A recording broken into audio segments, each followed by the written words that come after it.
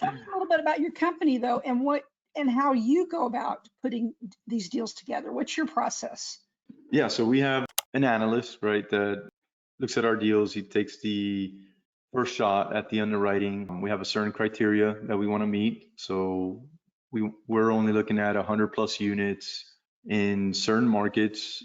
Year built, we're starting to look at a lot more at newer builds and B class assets versus the older C class properties. So if something fits our criteria, then our analysts will underwrite it. We'll do a quick underwrite on it and without going too deep. And if the returns look decent on that, they'll share it with myself and my partner.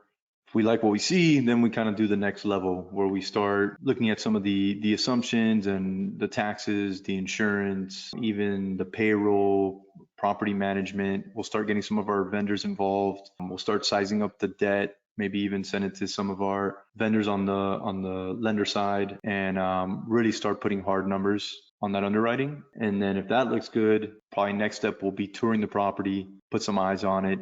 Once we do that, we go back, kind of look at the numbers again, tweak anything that we might have seen. And then if that looks good, then usually we'll place an offer.